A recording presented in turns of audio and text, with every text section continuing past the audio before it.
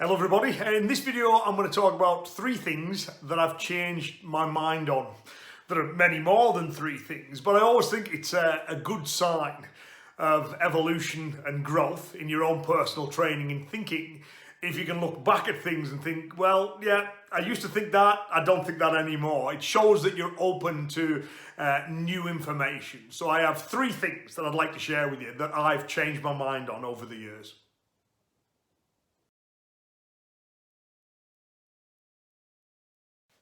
So the first one I've changed my mind on is heavy contact sparring. So that is something back in the day that me and a number of my training partners would do once a week.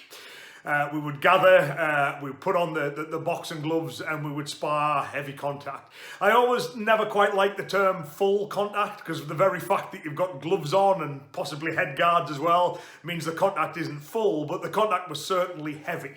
We would do all-in heavy contact. Next day, pretty much always had a bad head as a result of it. What we got out of it, it was good for the embracing of the chaos, if you like. It was good for the adrenaline.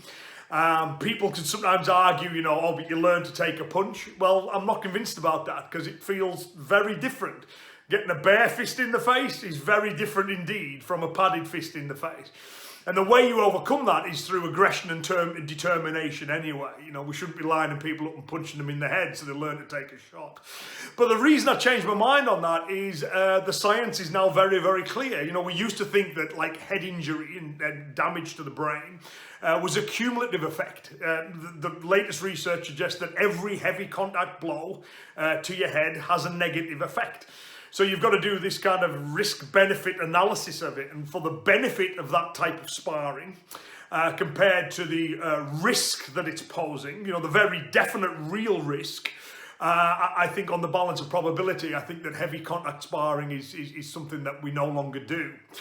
We still spar in lots of energetic ways, but but in terms of contact to the head, that is now limited. So we learn the skill of getting the hand to the head through the sparring, and then through our pad drills and stuff, we know that we can generate impact when we do it.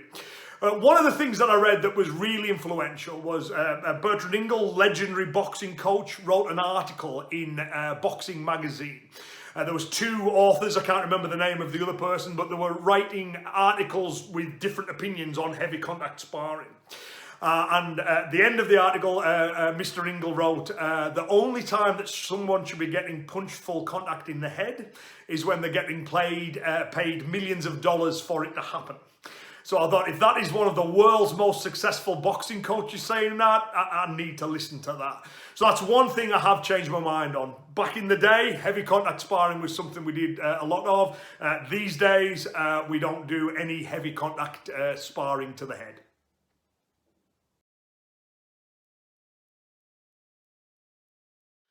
So the next one I changed my mind on was teaching children. So I used to teach children's classes. I always used to really enjoy them.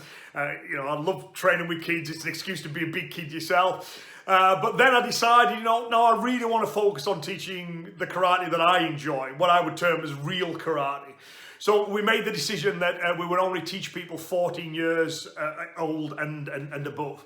And that was a position for years and years and years. We didn't teach children. Then it was a conversation with Mike Turbit, who's fantastic at teaching kids. If you haven't listened to the podcast I did with Mike Turbit, you really should. It's brilliant. And it was a private conversation with Mike, and he was saying, so why don't you teach kids? And basically he won the argument. The more he talked, the more I thought, I can't fault any of his logic here, so I changed my mind. Mike's logic was, I said, I want to teach real karate. And he says, yeah, everyone does. But what you do with the children is you don't teach them real karate. You get them ready to learn real karate. They're not physically and emotionally mature enough to learn the real stuff yet, but they can benefit from the exercise, they can benefit from the discipline, they learn goal setting and working towards a target. There's lots of things that children can learn, and you start giving them the fundamental skills so that when they are old enough to learn real karate, they know how to move and all that kind of stuff. They've already got that in there. So as Mike's making this point, yeah, okay. And then he said to me, because at the moment, he said, you get like a 10-year-old kid who wants to start karate, he goes to another club because you won't have him. And maybe the karate that he gets taught isn't very good. So the kid leaves and quits. You'll never see him ever again. And your 14-year-old kids, when they start, they're starting from zero. They know nothing.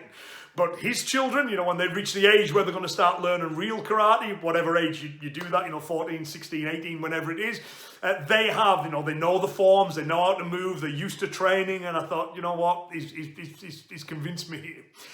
So about 3 or 4 years ago, we started up a children's classes as well, and the syllabus I designed is solely designed really for them to have fun while they're doing it and benefit from it, but to get them ready to move across. And the way that I've done it is all the children's grades have a white stripe through the middle of them, so to differentiate them from the adult grade. So a child green belt is not the same as an adult green belt. And once the children reach that kind of brown beltish, black beltish level in the children's system, when they move across the adult system, that will fit them in about like 4th Q, 3rd Q level. So then they can, they've got some fundamental skills, they can backfill some of the stuff they've learned, and then they can start making progress on the adult syllabus. So I've avoided making that equivalence, which I always think is a bit, a child black belt is not the same as an adult black belt, right? So can't go higher than first dan as children. And the first dan's all we've got. They have to be over 18, minimum of 18 to try for second dan, so they'll be on the adult syllabus by that time. We've got the grades divided up into 3 little sections, so they get a tab on each section that they pass. So they've got that short-term motivation as well. And then when they get the full grading, okay, we'll progress on that syllabus, and when they get old enough, they'll move across. Because the kids are either going to get old enough to move on to the adult syllabus, or they're going to quit and move on to something else, but I hope they had a fun time while they did it. So yeah, as a result of a conversation on one of the residentials, I had my mind changed, okay? Yep, it's time to start teaching kids. And I'm glad I did. Kids class is one of the most fun classes of the week. I have a really good set of youngsters that I enjoy working with, many of whom their parents also train. So the parents are working on the adult class as well. So that's really nice to think that at some point, the children will be joining the parents in the adult class too. So yep, changed my mind on that one as well. I'm back teaching children.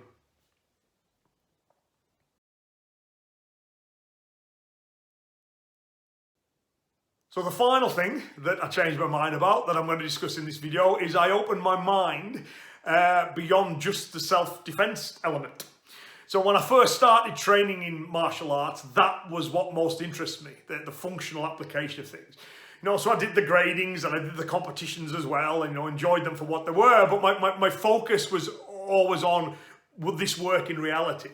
And I think the reason that I thought that way was because it just seemed like a more honest measure. If you change the rules of the competition format, you can be good one day and not good the next. And you can be, world champion in one specific competition format. You move across to another one and you're a beginner again, right? So they always seemed artificial and man-made, whereas the kind of real combat just seemed more honest. It just seemed a true representation of skill levels and progress. So that was what I focused on, and that focus, I really heavily focused that in my 20s and my 30s. That was where my mind just went. And if something wasn't directly applicable to like functional applications in the real world, I had no interest in it. So I stopped practicing, high kicking and fancy takedowns and clever little submissions and stuff, the kind of things you would use when you're trying to outfight another martial artist in a consensual exchange. I just started to ignore all that stuff. Things that were maybe fun to practice but weren't that realistic, I just ignored. And went down this route. And there were some benefits to that. It helped me assess, what is of value to me and what wasn't. It was during this period that you go, okay, 3-step, 5-step, 1-step sparring is gone.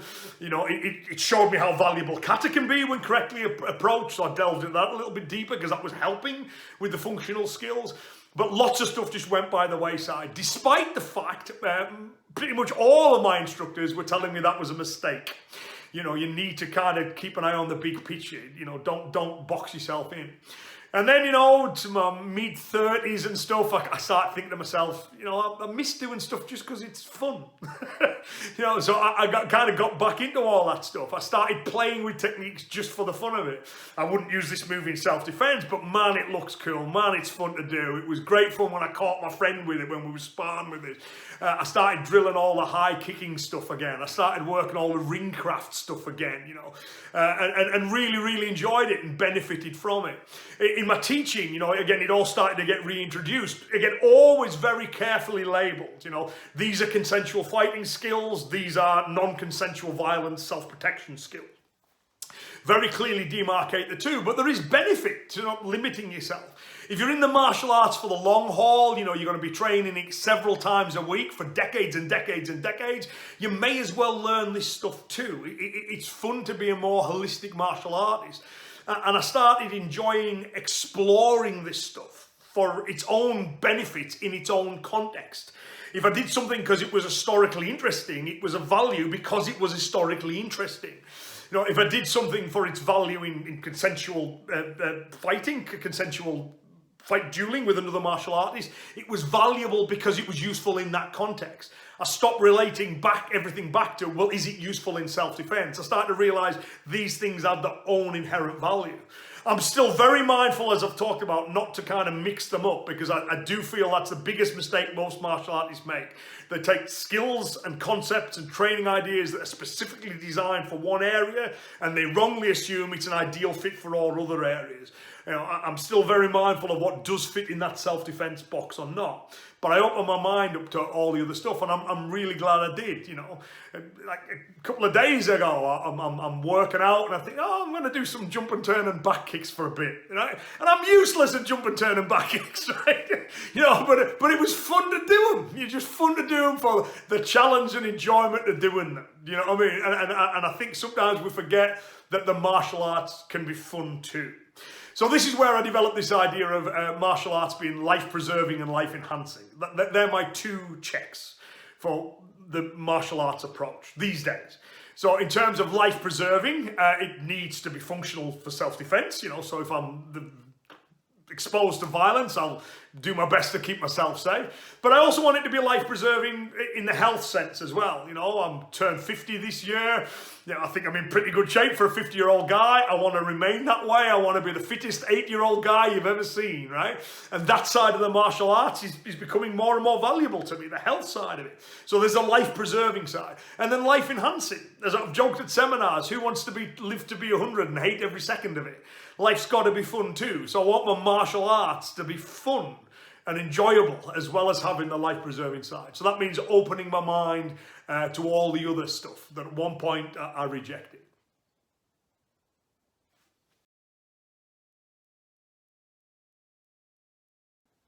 So there's three of the key things that I've changed my mind about.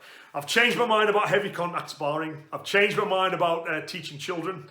And I've changed my mind about the non-self-defense, self-protection elements of the martial arts too. And in all cases, I'm glad I did. And I think this is the case. You know, there's nothing wrong with having firm views and opinions, but if new information comes along, new science comes along, or a new experience comes along, we should embrace that. We should always be open to change. We should always be open to new ideas, because that's how we keep progressing. And of course, you may not agree with me on all of these, and that's fine too. You may have differing information and different views, and that's good too. It's that lovely quote that if everyone's thinking the same, then somebody isn't thinking. We should have disagreement and dissent in the martial arts. If we haven't, it's a sign that it's not been practiced in a healthy way. So I hope that with my discussion of these three things, I hope you found it interesting. And there are many more. There are many more things I've changed my mind about too. And maybe we'll make a video on that at a future point as well. So, but thank you very much for watching this one, and I'll see you soon.